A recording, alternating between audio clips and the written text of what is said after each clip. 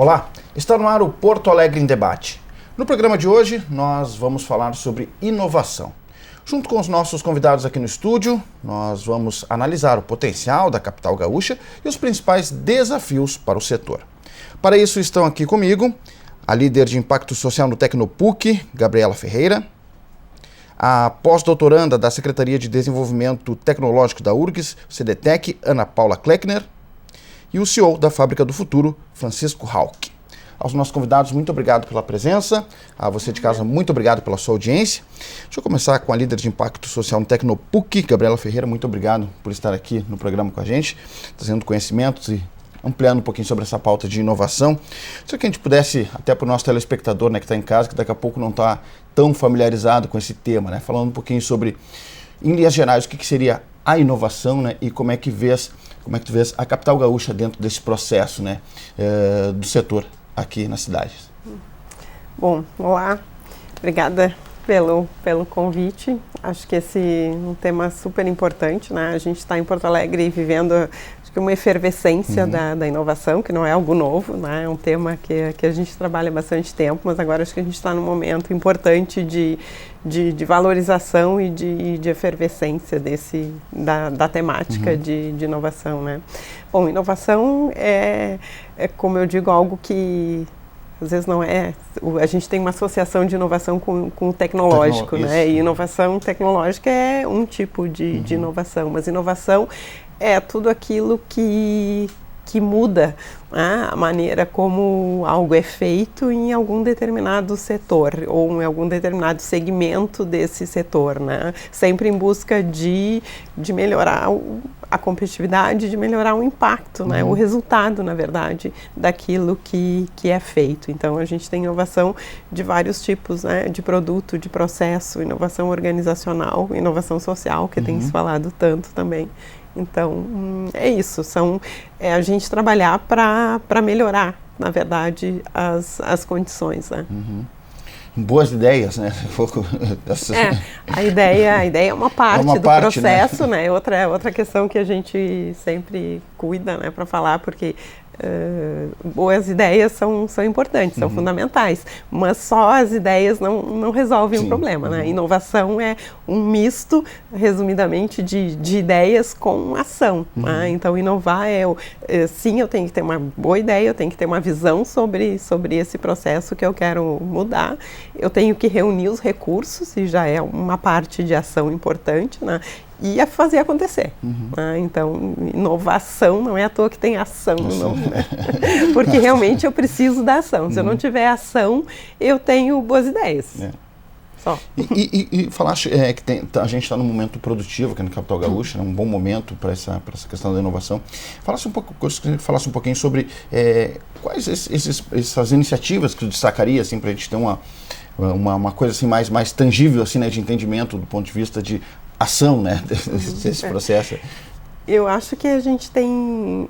Porto Alegre é reconhecidamente uma cidade no Brasil com grande potencial de inovação, especialmente pela base de conhecimento e de formação de pessoas que a gente tem aqui, né? Temos várias universidades importantes do país, gerando conhecimento e formando pessoas. Essa é a base, é uma base importante da inovação. Mas isso não é de hoje que a gente tem, né? A gente tem bastante tempo.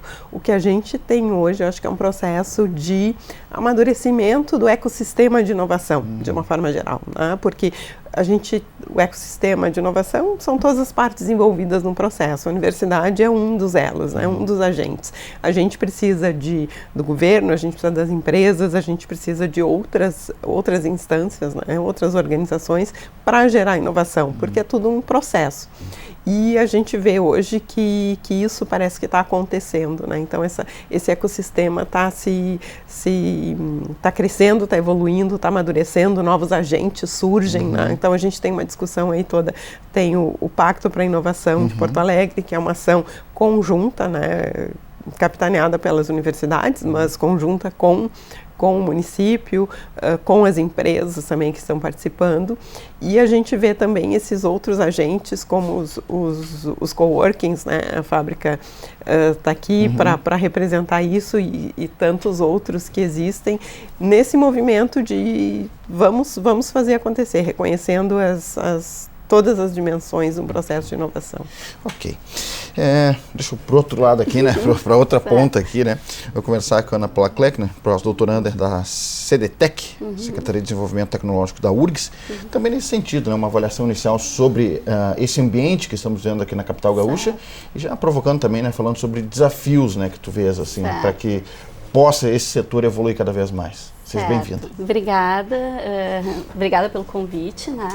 O que a gente enxerga, olhando o olhar da universidade, da URGS, Universidade Federal especialmente, né? A gente vê um movimento muito forte de tentar cada vez mais aproximar a tecnologia, né? Olhando agora um pouco mais a universidade, a parte tecnológica, da sociedade. Então a gente está enxergando que existe uma demanda dos dois lados, do que a universidade produz continuamente de conhecimento e muitas coisas, não, extrapolando a questão de ideias, né, mas de coisas que realmente possam resolver problemas sociais de uma maneira geral da sociedade, e a sociedade precisando, né, dessas tecnologias e disso que é desenvolvido.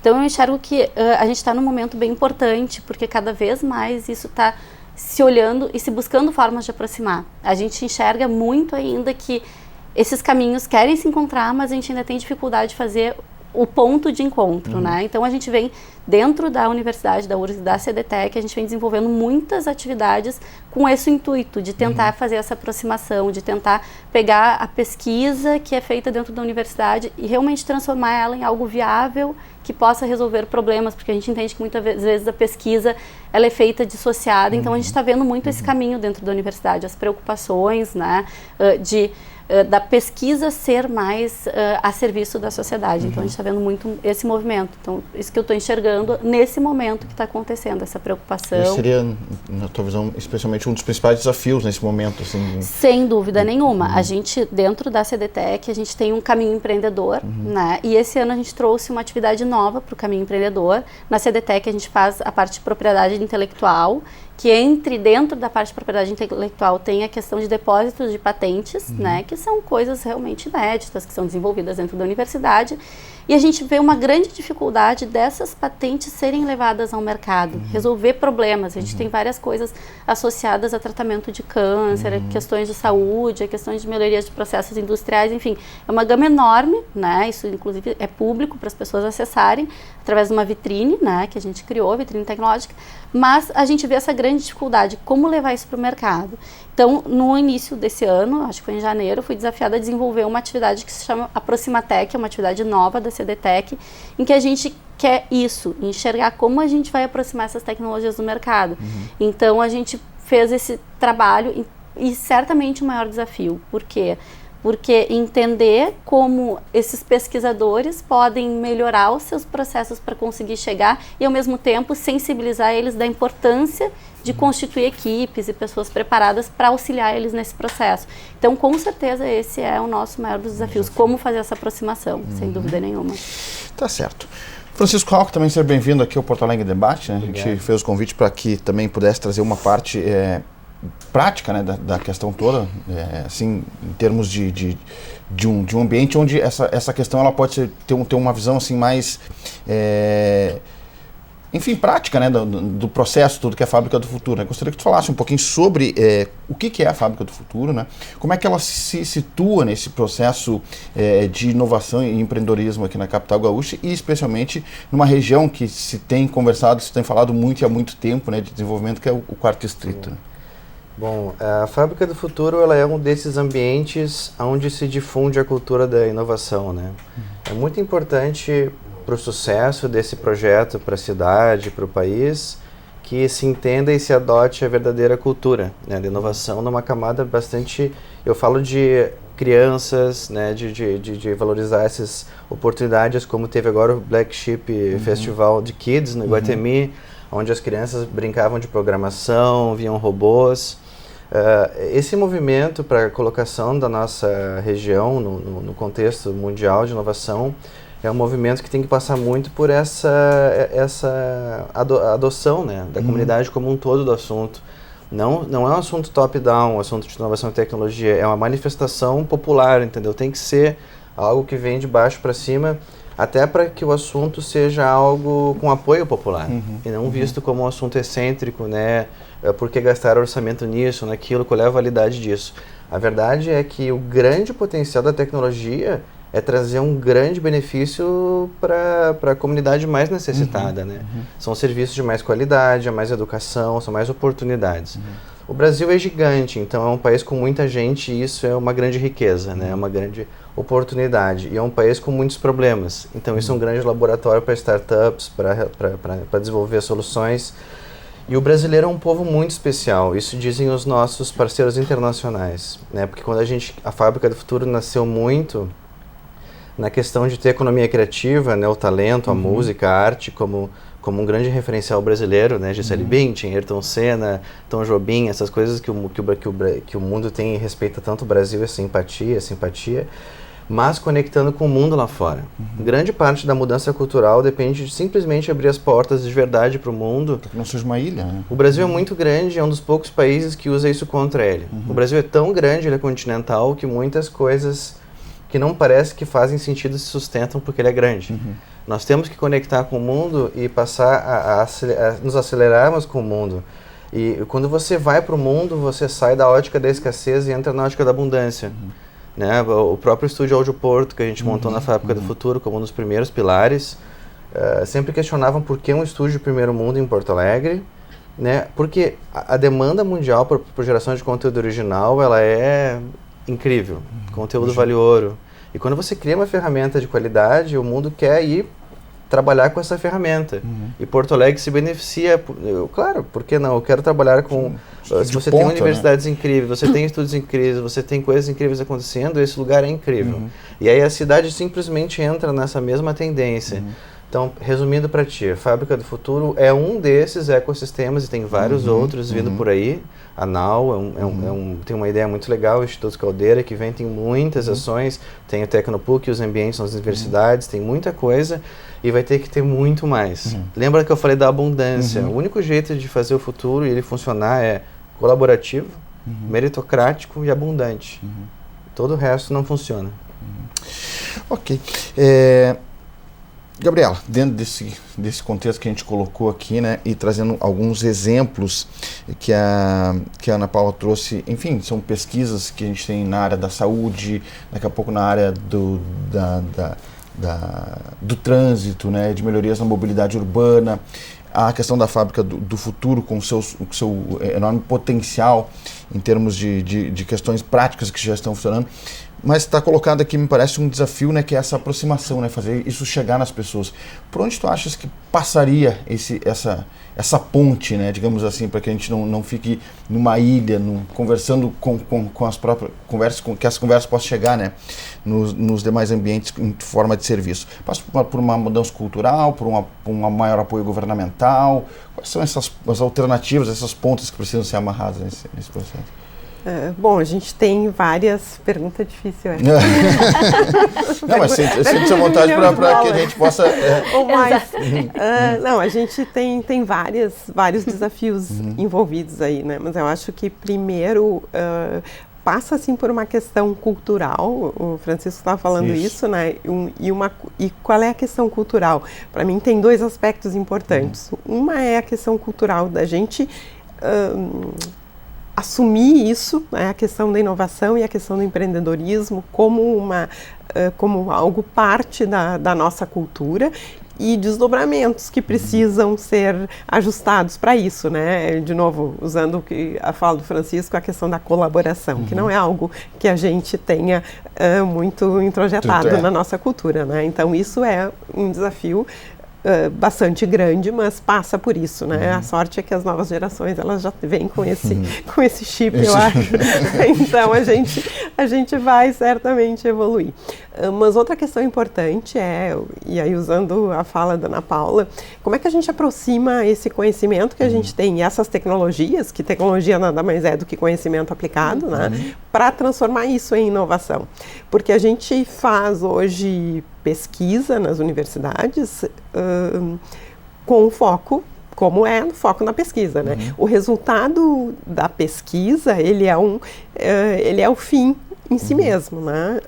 Só que de um resultado de pesquisa para um produto, a gente tem um caminho grande a percorrer. E de um produto para um negócio, a gente tem um outro trecho ainda da jornada, né? Então, a gente tem etapas que a gente tem que seguir. Como é que a gente faz isso? Bom, uma das formas é a gente pensar, produzir conhecimento a partir de necessidades reais, né? Porque a inovação, ela é isso, se não é simplesmente uma invenção.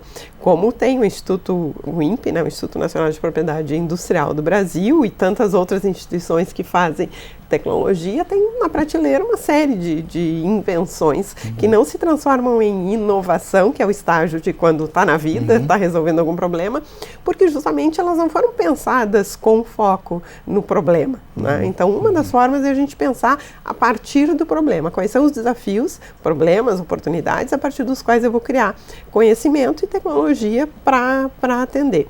E outra forma é, considerando as tecnologias que a gente já tem, o conhecimento que a gente já tem, como é que a gente conecta tudo isso, né? Como é que a gente aproxima? E aí a gente precisa desenvolver, que é parte do amadurecimento do ecossistema que eu falava no início, que é desenvolver agentes que trabalhem com isso, né? Que trabalhem com essa conexão entre o conhecimento e as necessidades, porque a gente tem muito conhecimento que já não foi pensado necessariamente a partir de necessidade, mas a gente pode aproveitar. E a gente tem muito, as aceleradoras falam isso, né? Assim, você tem que nos ajudar, porque vem um monte de gente aqui com um produto que desenvolveu e não sabe para que serve, querem que a gente descubra para que serve. E aí não são pesquisadores da universidade, então não é um problema de pesquisador da universidade, né? É um problema, de novo, da nossa cultura, de como a gente cria as coisas. A gente cria as coisas e é natural, a partir do que eu sei fazer, fiz, a partir mas não sei do que eu que serve ainda. A gente tem que introjetar isso de eu preciso criar algo a partir de uma necessidade, a partir de uma demanda. Claro, inovações radicais surgem a partir, né, são mais technology push, como a gente fala, empurradas pela tecnologia, ok, mas quantas inovações radicais acontecem em um século? Né? Poucas. Então, a gente tem que ajustar isso, né? Bem, eu acho que dentro desse contexto, pegando algumas coisas aí que a Gabriela falou que eu acho que é bem importante, a primeira das coisas, que é uma coisa que eu venho falando bastante, né, a gente dá muita formação, né, eu acho que a parte principal que a gente faz ali dentro é dar formação empreendedora. E eu tenho usado um termo, que eu acho que vem muito com o que a Gabriela falou, que é a questão do empoderamento para a inovação. Nós não estamos empoderados, a gente não se apropria da capacidade que a gente tem de inovar, né, uma coisa que também já foi falada, que é a questão de que das crianças, né? Eu brinco, toda criança, ela é criativa. Nós somos crianças criativas, né? E onde é que se perdeu isso? Né? Então, eu acho que o primeiro passo, acho que é essa questão de se empoderar, né? Das pessoas acreditarem que são capazes de fazer. E outra coisa que a gente bate muito, eu acho que é o que a Gabriela está trazendo, é buscar problemas reais, né? Eu acho que duas coisas, a questão do propósito, por que eu estou fazendo o que eu estou fazendo, né? Quando tem uma ideia de fazer uma inovação, tu tem que ter um propósito muito claro, tem que ser uma coisa que realmente seja importante, né? Tem um valor muito grande para muitas pessoas. Faça diferença realmente. Que faça diferença, exatamente. Não é simplesmente, eu quero ter um negócio porque eu acho que é bonito ter um negócio. Não, isso não vai funcionar, isso não vai dar certo, né? Então, assim, o propósito, né, muito claro. E o problema, né? O que a gente faz hoje, o que a gente enxerga. Agora a gente está começando, né, em agosto, a Maratona de Empreendedorismo. E vem uma série de projetos. E os projetos vêm e a gente olha, mas de onde é que está resolvendo esse problema? E eles não têm ideia. Mesmo dentro da universidade, a tecnologia, e isso é a grande mudança que a gente está tentando de mindset, né, das pessoas começarem a enxergar que eu preciso resolver um problema, não é um problema meu, porque às vezes um problema meu não é o problema da maioria das pessoas, mas sim ouvir as pessoas, ter mais empatia, olhar para fora e ter esse olhar de enxergar qual é o problema real, né? E como que a gente descobre? Não é simplesmente o olhar, não é um olhar superficial, né? Então a gente tenta trabalhar muito isso, de aprofundar esse olhar, de ter um olhar mais crítico, de ter um olhar mais profundo diante das situações para eu poder realmente enxergar que problema real estou resolvendo, né? Então, e esse é um dos grandes desafios, eu acredito, desse ponto de aproximação, né? Conseguir com que quem está desenvolvendo tecnologias ou qualquer outro produto, serviço, ter muito claro isso. O que é que eu estou resolvendo e para quem, né? Então, acho que esse é um dos pontos principais que a gente vem trabalhando e tentando ter bem claro como aproximar. Ok. Francisco, na fábrica, como um todo, a visão é essa, né, de tentar fazer essa interlocução, né, nessa busca de soluções para, né? Sim, é muito importante deixar que essa cultura realmente entre no DNA lá dentro e que as coisas aflorem de uma forma muito natural. Um ecossistema, ele tem poder quando as pessoas que estão ali começam a desenvolver relações imprevisíveis. Você não vai trabalhar num ambiente de coworking para fazer o seu projeto. Se você pensar assim, o ambiente democrático em volta só vai ser um problema, né? Vai ter barulho quando não quer, não vai ter sala de reunião quando quer. Agora, o que é muito legal é que você trabalha no seu projeto, mas você também descobre outros projetos. Você começa a ter outras visões. Eu vou no lugar, encontro a Gabriela e ela estando ali, ela me dá um insight. Ou tem alguém passando que tem um contato incrível ou se interessa pelo projeto. É um ambiente muito dinâmico de troca, né? Então, é muito importante sempre ter muito presente essa questão da constante troca e da colaboração. E as coisas, de certa forma, isso deixa as pessoas obsessivas e controladoras um pouco nervosas, mas o futuro ele está sempre mudando, como diz o Yoda, né? Diz o Yoda, né? O futuro estava sempre em movimento. E é verdade. Muito mais do que tentar descobrir qual é o futuro, prever e ser um guru do futuro, acho que tem uma boa dose de humildade e de usar a tecnologia e os ambientes colaborativos para todos juntos estarmos sempre preparados para as mudanças constantes. Estamos sempre ensinando uns aos outros. Tem tanta informação hoje que uma pessoa não consegue absorver sozinha. Né? Então, cada vez mais esses ciclos duram menos. Né? Diz que hoje em dia 6 meses de estudo te permitem durar 6 meses atualizado, né? E depois você está desatualizado. Então, não tem mais como estudar direito e ficar a vida inteira trabalhando com isso, por exemplo. E num futuro próximo já se fala aí de semanas. Então, se você não tiver cercado de gente, eu sempre digo da mentalidade da formiga, né? Do formigueiro, um super-organismo com as pessoas dando conta de várias tarefas. Então, as coisas funcionam coletivamente muito rápido, né? E são testadas. A individualidade, só por causa disso, por mais que você queira lutar contra isso porque você se acha forte, você vai ser vencido pela exponencialidade da aceleração das coisas, você não vai dar conta. Então, ou você agora aprende a trabalhar, a brincar com os amigos, ou você vai ficar sozinho. Brinca junto. Exato. Então, a Fábrica do Futuro, resumindo, é bastante isso. Ela é um desses locais em que as pessoas podem encontrar uma casa para estar sempre aprendendo e sempre ensinando, né? E quando fala que a tecnologia às vezes não precisa necessariamente estar em questão, eu sempre volta e meia eu dou o exemplo das caravanas, né? Da caravela portuguesa, né?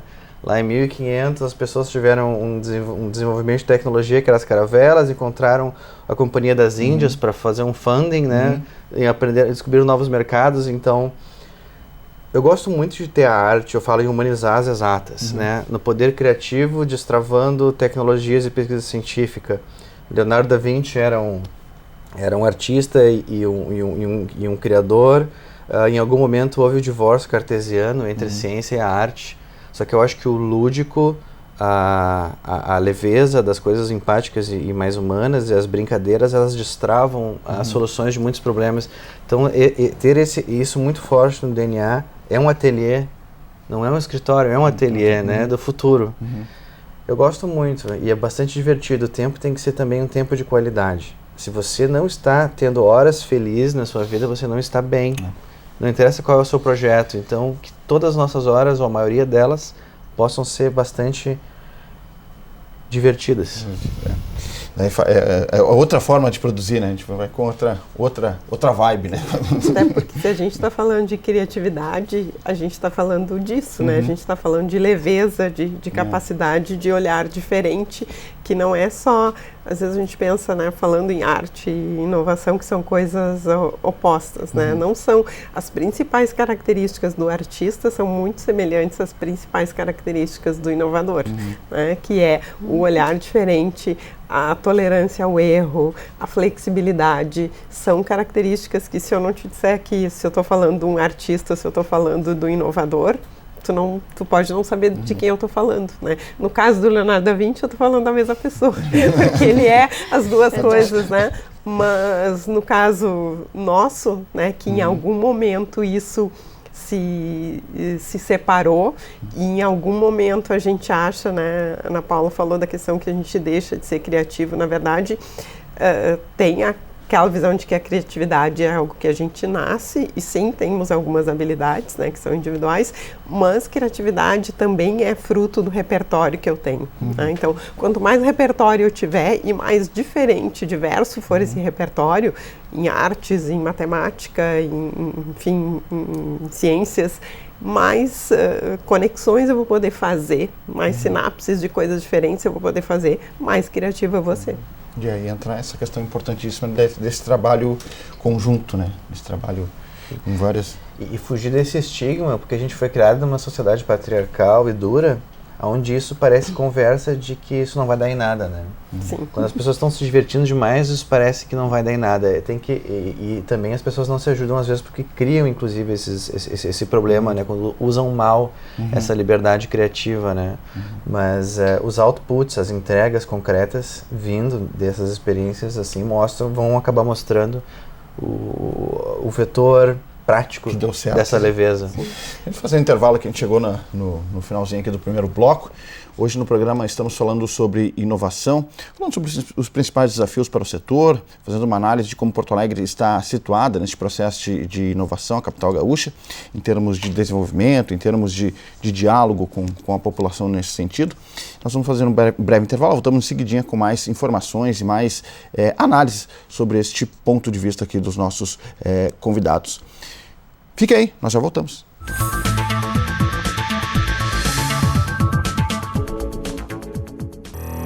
A usina do gasômetro é um dos pontos turísticos mais populares de Porto Alegre.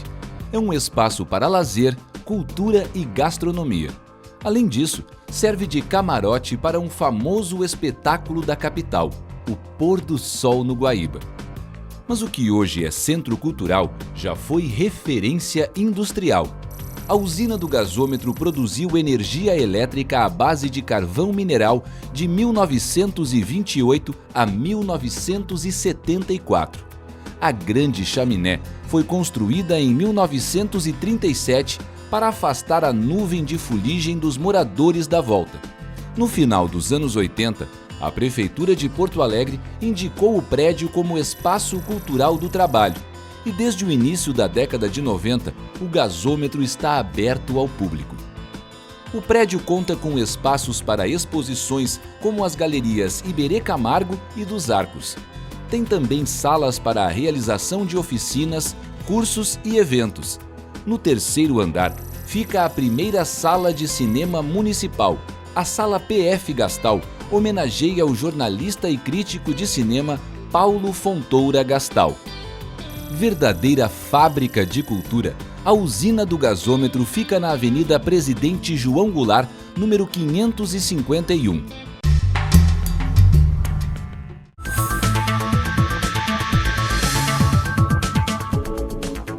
Estamos de volta com o Porto Alegre em Debate. Hoje estamos falando sobre inovação, junto com os nossos convidados aqui no estúdio. Estamos fazendo uma análise do potencial na capital gaúcha, falando também sobre os principais desafios. Volto nesse bloco com a Ana Paula Kleckner, pós-doutoranda da Secretaria de Desenvolvimento Tecnológico da URGS, CDTEC. Paula, eu não sei se dá para falar isso, assim, se é a questão certa a se perguntar assim, mas... dá para dizer assim quais setores, né, são mais propensos à inovação aqui em Porto Alegre, ou quais setores há uma demanda maior nesse já que a gente viu no bloco anterior, né, que essa questão da inovação ela nasce, né, Bom, esse é um pouco difícil da gente falar, né, da gente ou quais pontuar. setores há um desenvolvimento maior nesse sentido, assim, em termos... Bem, o que a gente enxerga hoje que está acontecendo muito fortemente, se a gente for olhar em setores de uma maneira geral, a gente está enxergando um crescimento muito grande na parte do setor de serviços, né?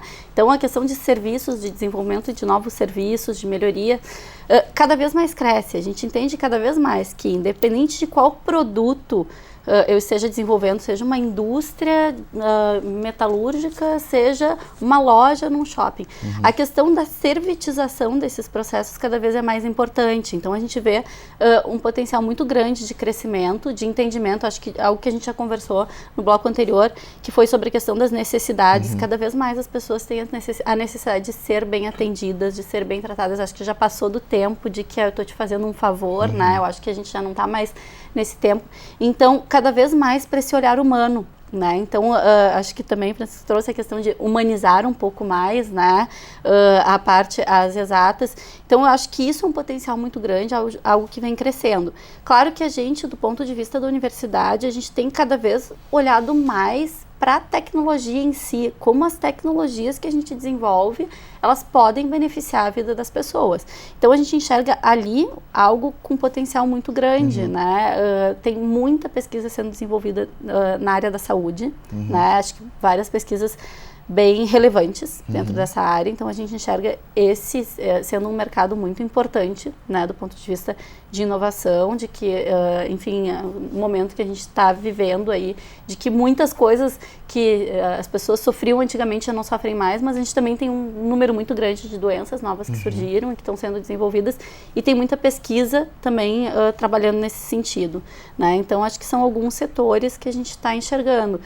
Claro que dentro da universidade a gente tenta muito fomentar a parte tecnológica, né? A gente tenta olhar quais são as pesquisas e cada vez mais aproximar essas pesquisas de necessidades reais, né? Ok, tem algo que eu estou desenvolvendo, mas para que serve? Então, a gente está ajudando a encontrar. Então, a gente está olhando muito mais nesse sentido. A gente, como universidade, olha muito para esse setor tecnológico, né?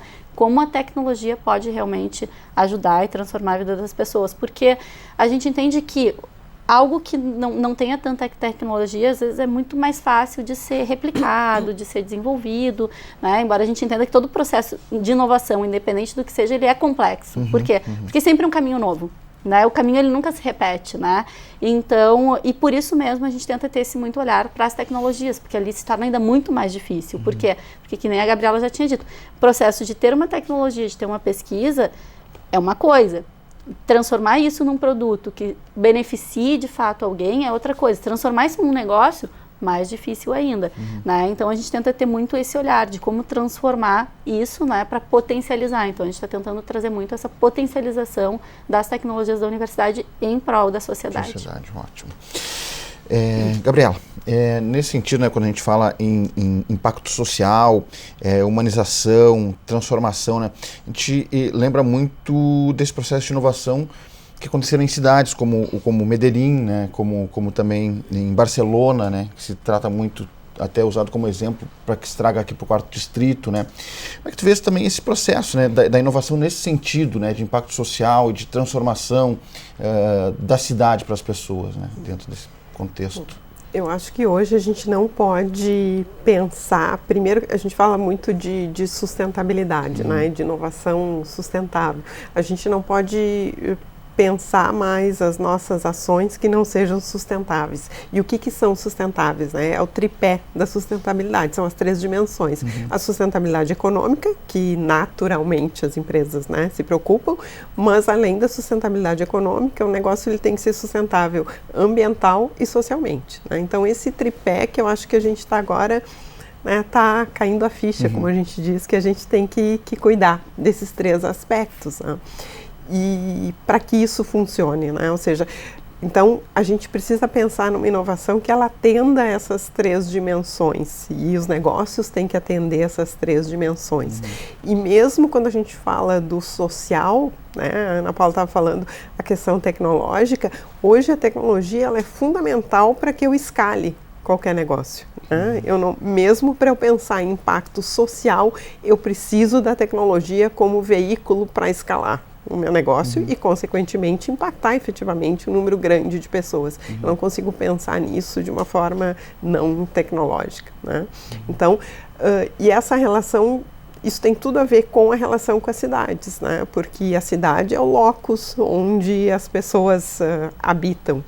Então, para eu pensar em inovação e impacto, eu tenho que olhar para aquela cidade, eu tenho que olhar as suas necessidades, eu tenho que integrar o espaço físico às pessoas e vice-versa, né? Porque por mais que a gente fale do virtual, né, que a gente fale de quanto a gente trabalha remoto, a gente vive naquele local, né? E é muito importante essa conexão. E a tecnologia, de novo, é um caminho para a gente fazer essa conexão. Tanto em Barcelona quanto em Medellín, que são exemplos diferentes, mas enfim, exemplos de recuperação. A gente tem aqui no Brasil o Recife, por exemplo, né, o Porto Digital como um grande exemplo de recuperação de área urbana por meio da tecnologia e da inovação a serviço das pessoas. É isso que a gente tem que fazer, né? E aí, quando a gente fala do 4º distrito, que é importante que a gente quer que seja uma área restaurada, que tem alguns que já estão lá fazendo isso, né? A gente tem que ter esse olhar. Não é fazer uma coisa top-down, né? Vem alguém de fora, um salvador que vai assim, seus problemas acabaram, nós vamos resolver e melhorar o 4º distrito. Não, né? O 4º distrito existe. As pessoas estão vivendo lá, estão trabalhando lá. Como é que eu vou... eu tenho que fazer ações para recuperar? Sim, eu tenho várias coisas que eu posso fazer, que devo fazer. Só que tem que ser partindo da visão do 4º distrito. Né? Ou seja, eu tenho que olhar para aquele espaço, olhar para aquele local, as suas necessidades, respeitar a sua trajetória, o que está já sendo feito lá, para pensar em algo que seja viável, porque só assim vai acontecer, né? Respeitando aquele local e as suas características.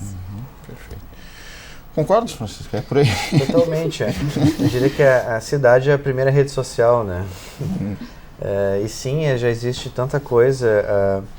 Até, às vezes se fala tão pouco do Distrito Criativo do Jorge Piquet, por exemplo. Já existe Vila Flores ali, o pessoal do Agulha, tem cervejarias. Se não existisse a vocação prévia ao plano, ao incrível plano, ele não pararia de pé. Então, assim, uma coisa que eu sinto muito é Porto Alegre, quando eu falo que é uma cidade com grande potencial, as pessoas às vezes acham que isso é ufanista, né? Sim, eu sou apaixonado pela cidade. Eu acho que a primeira coisa no futuro é ser sincero sempre, né? Porque é muito óbvio. Claro que eu sou um fã da cidade, torço e trabalho, faço a minha parte, mas existe o talento, né? Uma das coisas que a gente quis fazer muito com a Fábrica do Futuro foi começar mapeando e dando oportunidade para que o público tivesse visibilidade sobre as histórias que já existiam.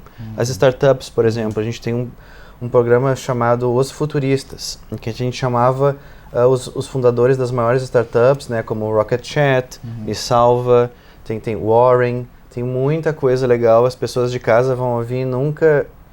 Você vai para o Google e bota Startups de Sucesso Porto Alegre, você vai ver que tem muita coisa que tem sendo feita, muitos milagres que indivíduos, né, num ambiente que ainda não prioriza isso como uma estratégia de Estado e tenta estimular sempre que pode, mesmo assim existem grandes iniciativas que prosperam, né? Então, eu acredito que se o Estado entrando junto, as universidades entrando junto, grandes empresas participando, realmente ajudam ao público, porque o mais importante é chegar na questão da relevância para o público, para o cidadão porto-alegrense. Porto Alegre, cidade de inovação e tecnologia, não é um case para uma outra universidade, para um outro empresário ou para grandes doutores ou coisas, não, é um case para a cidade, o cidadão. O poder público, quando investe dinheiro, por exemplo, para fomentar alguma coisa, é dinheiro nosso. Né? Não existe essa mágica de coisas incríveis que têm que ser sustentadas pelo governo. O papel do governo não é sustentar nada, é investir naquilo que gera mais dinheiro. R$1 investido para apoiar um plano da cidade, por exemplo, ser uma estrutura, um cluster de tecnologia, não é R$1 gasto, é R$1 que vira 20. Né? Não falo nem da questão de geração de empregos, geração de trabalho, né? Então, assim, é muito estratégico, muito importante e esse talento existe. Porto Alegre tem essa vocação, tem muita... Eu li uma matéria hoje que me deixou bastante triste, que dos profissionais que trabalhavam com tecnologia, 75% cogitam sair do Brasil. 75%, né? É um dos países com maior evasão. A gente quer muito dizer, nossa mensagem é muito essa, que podemos ser um local de trabalho, então, para reverter essa tendência e para que pessoas internacionais venham para cá por opção. O César, que é um português que trabalha com a gente, né, que antes foi CEO da fábrica, agora ele é vice-presidente. Ele, quando estava decidindo se mudar para Porto Alegre, ele mandou conversando com ele, né, ele mandou um e-mail para mim dizendo: Francisco, eu vi que Porto Alegre tem a rua mais bonita do mundo. E é verdade, né? A gente foi eleita a rua mais bonita. Mas eu vi que mataram e esquartejaram 5 pessoas no fim de semana. e isso acontece, eu falo, olha, não é fácil. Se você quer algo fácil, né? É difícil, mas é isso que gratifica nossas vidas também. Nos realizarmos e também impactarmos a sociedade ao nosso redor. Se você juntar as duas coisas, a sua vida faz sentido. Fazer um projeto como esse em Porto Alegre é extremamente desafiador, é por isso que é especialmente gratificante também.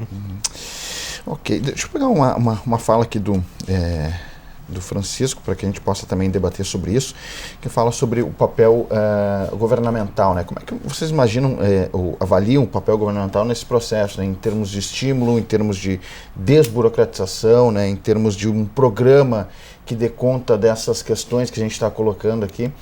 Como é que vocês imaginam, tanto no âmbito municipal, estadual, federal, né? Vocês imaginam em que estágio nós estamos nesse sentido, né? O que falta ainda, né? Para que a gente possa... Acho o papel, sem dúvida nenhuma, é fundamental, mas ao mesmo tempo a gente enxerga que está tendo um movimento. Eu acho que a própria questão do Pacto Alegre, toda essa movimentação, acho que já é um caminho de começar a enxergar e de pensar em novas políticas. A gente vem vendo isso se transformando aos pouquinos, né? Acho que o papel é fundamental, mas ao mesmo tempo a gente trabalha muito com uma ideia de que, ok, não podemos colocar toda a responsabilidade sobre o governo, né? A gente entende a importância de políticas melhores para atender, para absorver melhor né, todo esse desenvolvimento, todo esse crescimento, mas ao mesmo tempo a gente também não gosta de jogar tudo sobre essa responsabilidade, porque a gente entende que iniciativas, né, que nem o Francisco, a gente tem que fazer, a gente entende muito nesse potencial transformador das pessoas, né? Então a gente entende que o papel governamental é fundamental, mas o papel transformador das pessoas, de que a gente lá como programa de empreendedorismo, Ana Paula, que dou cursos, dou formação, o meu propósito, aquilo que eu estava falando, é transformar a vida das pessoas, é ajudar a transformar, é através das atividades que eu faço, é conseguir transformar.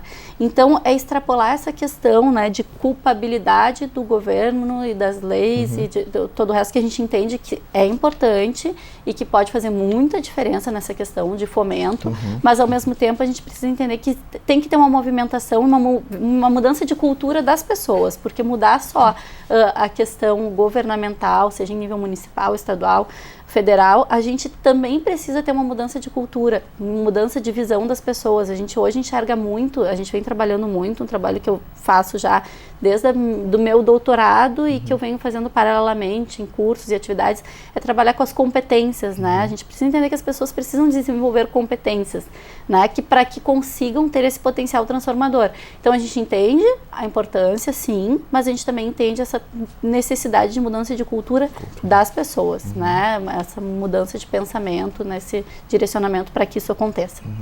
Gabriela? Eu acho que, sem dúvida, a questão da cultura é fundamental, né? O Francisco se referiu, o Brasil é considerado o brasileiro é considerado um povo, né? É reconhecidamente empreendedor, mas pouco inovador. Né? E a gente não está falando de comparar com países nórdicos da Europa, não, a gente está falando de se comparar com o Chile, por exemplo, né, que em termos de inovação é um país muito mais inovador. Mas essa cultura toda que nos faz, por exemplo, ser intolerantes com o erro, que é uma coisa fundamental para inovar, né? Eu não quero aqui ser a favor do erro, né? Mas eu quero ser tolerante ao erro, porque o novo, o diferente, o que eu nunca fiz, naturalmente vai ter alguma coisa errada, vai ter algum erro, vai ter alguma falha. E nós somos intolerantes ao erro, como cultura, né? A gente aponta o dedo para aquele que errou. Em outras culturas, em outras realidades, isso é bem diferente. Agora, o papel do Estado nisso, né, tem um papel importante no sentido de que o nosso pressuposto, que aí se transmite na legislação, se transmite nas exigências, se transmite nas regras, o pressuposto é feito para aquilo que para o risco de eu errar, né? Não é feito com, assim, não é uma exceção. Eu estou pensando sempre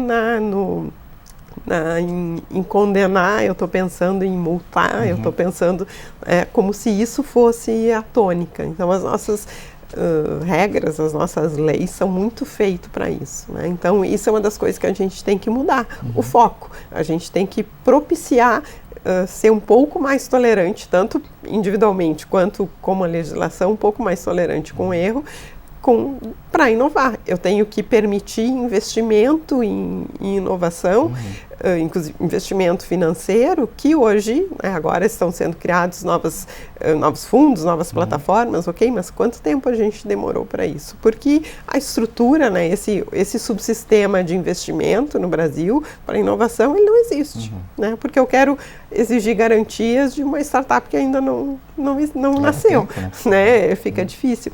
Então, esse tipo de coisa é um papel de Estado e de legislação que é importante, para além da nossa mudança de cultura e do papel de cada um, que com certeza é fundamental.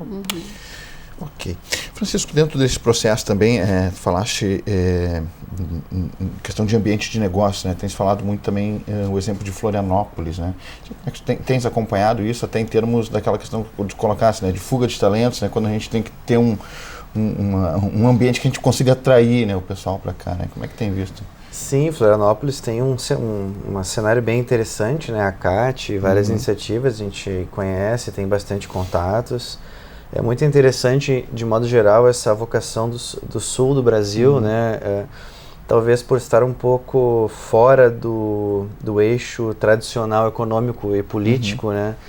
Eu acho que a primeira coisa, a gente sempre nos questionavam como é que vocês podem imaginar ter um grande projeto numa cidade tão fora do eixo de poder, né? Aí eu dizia, olha, isso é bom. O poder 2.0 vai tentar se manifestar numa certa forma de resposta a isso, né?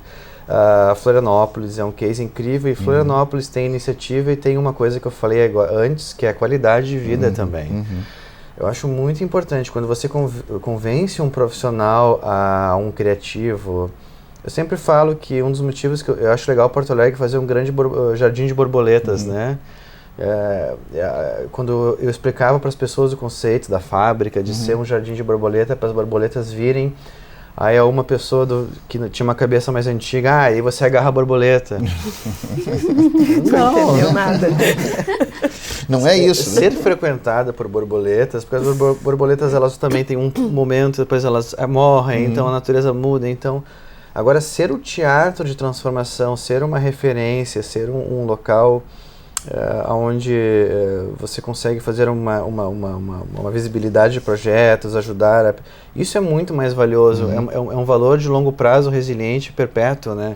Eu sempre digo que as empresas, se elas querem se manter vivas, antes de olhar só para os Excels e para os modelos de negócio, eles deveriam pensar no seu impacto social, porque a longo prazo o consumidor, o Estado e todos os agentes envolvidos, eles só vão fazer uma conspiração para manter aqueles negócios que têm uma relevância social.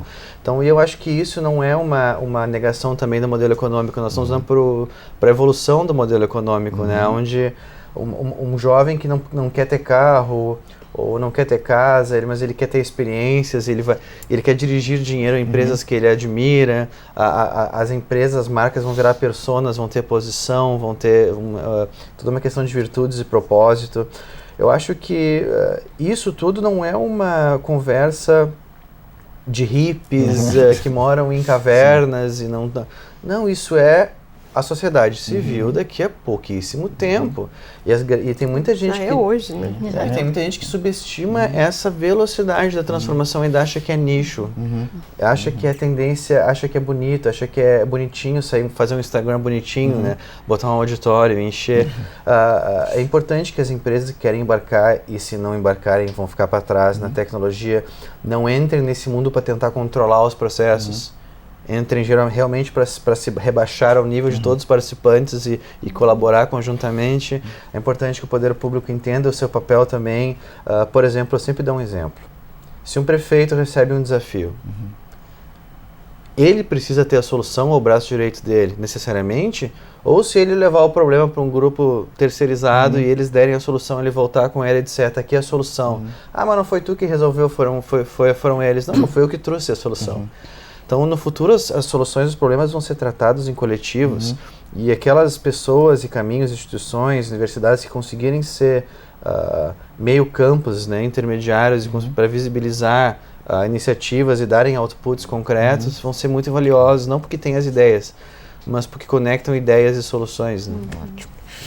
Bom, a gente está chegando no final do programa, eu quero fazer só mais uma rodada aqui com o poder de síntese dos nossos convidados, aquele 1 minutinho só para o recado final, né, para a gente encerrar o programa, mas também já fica o convite, né, para que a gente possa, de tempos em tempos, voltar a debater um pouquinho sobre esse tema de inovação, né, para, de alguma forma, também fazer o nosso papel de aproximar esse tema, né, da população. Deixa eu começar com a Ana Paula Kleckner, recado final. Bom, deixar o recado de que existe um potencial muito grande para inovação. A gente, como universidade, a gente está aberto para isso, está desenvolvendo e está aberto para a comunidade participar das nossas atividades. Então, acompanhe o que é feito dentro da universidade, porque a gente está com um olhar muito forte, muito importante em ajudar nesse processo, né, de construção do Pacto Alegre, enfim, do potencial inovador da cidade. Então, eu acho que esse é o grande recado, né? Ótimo. Recado final. Obrigado. Gabriela Ferreira, recado final. Eu acho que do que a gente falou, assim, é importante pensar o que vai nos levar daqui, né, de hoje, para um lugar melhor no futuro. E são realmente os processos que forem pensados com o ser humano no centro, né? Então a humanização é uma grande tendência, para além do propósito e da experiência, né? São 3 macro trends aí importantes, mas aquilo que realmente for pensado de forma colaborativa. A gente, para sair daqui e ir para outro lugar, a gente precisa colaborar. Então, o ser humano no centro do processo e a colaboração são 2 elementos sem os quais a gente não vai sair daqui, não para um lugar melhor que a gente quer, pelo menos. Ok, obrigado. Francisco Halck, recado final. Eu diria que o futuro ele é cada vez mais rápido e cada vez mais complexo. Então não vai ser mais possível tentar simplificar as coisas para soluções fáceis e você vai precisar de mais cabeças e mais olhares para conseguir enxergar as coisas. Então esteja preparado para trabalhar com os amigos, né, para brincar com as pessoas, para ter mais gente envolvida no processo, porque senão é impossível. Não tenha medo do futuro, abrace ele junto com o coletivo. Maravilha. Muito obrigado pela presença aqui no programa, aos nossos debatedores. Obrigado pela dividir esse conhecimento aqui, esse tempo aqui com a gente, levando a você de casa também um pouquinho sobre esse assunto que está aí, né, na ordem do dia, digamos assim, né, como se fala aqui na Casa Legislativa. Obrigado pela sua audiência, fica o convite para que você acesse as nossas redes sociais, visite também o site da Câmara de Vereadores de Porto Alegre e fica o convite para que a gente se encontre no próximo programa. Um grande abraço e até lá.